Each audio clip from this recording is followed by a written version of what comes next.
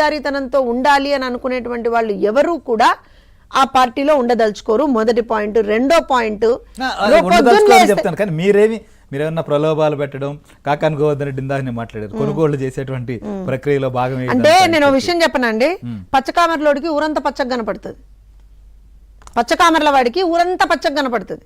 So ఇట్లా ఈ జగన్మోహన్ రెడ్డికి ఆయన చేసిందే అది కదా. మేము ఆ మాట అంటే వాళ్ళ గుమ్మడికాయ దొంగ ఉలిక్కి పడతాడు. ఆయన చేసింది అది, సో అందరూ అదే చేస్తారనుకుంటాడు. అంత సీన్ లేదు. ఇప్పుడు పోనీ కొనుగోళ్లే అని ఎవరన్నా అన్నారు అనుకోండి, పాపం ఆ తలాతోకాలేని మాటలు మాట్లాడే కొంతమంది ఉంటారు అక్కడ. ఇంకా వాళ్ళనేమో అంటారు సార్, మీరు తర్వాత మీరు మాట్లాడినప్పుడు మాట వాళ్ళకి ఒక ట్యాగ్ ఇచ్చేయండి వాళ్ళకి.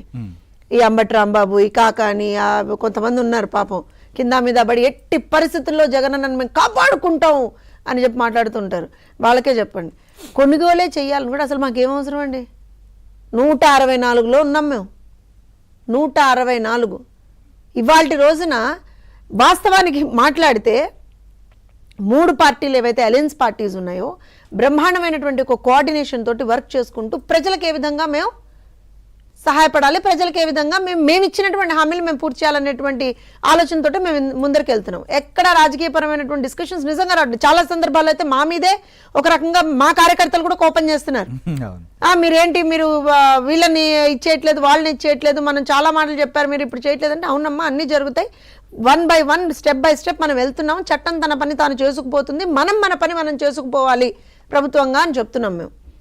సో ఇవాళ మేము ప్రభుత్వంలో ఉన్నాం, పాలన చేస్తున్నాం, రాజకీయం చేయట్లేదండి. శ్రీహరి గారు, మేము పాలన చేస్తున్నాం, రాజకీయం చేయట్లేదు. జగన్మోహన్ రెడ్డి 5 సంవత్సరాలు ప్రభుత్వంలో ఉన్నప్పుడు రాజకీయం చేశాడు, పాలన చేయలేదు. So that is the difference. Both are definitely not same. So వాళ్ళు అనుకున్నది, వాళ్ళు చేసింది మేము చేస్తామని అనుకోవడం అనేటువంటిది వాళ్ళు పప్పులో కాలేశారు. కానీ వాళ్ళతోటి జరిగేది లేదు, వచ్చేది లేదు, చచ్చేది లేదు, ఒరిగేది లేదు, ఏమీ లేదు.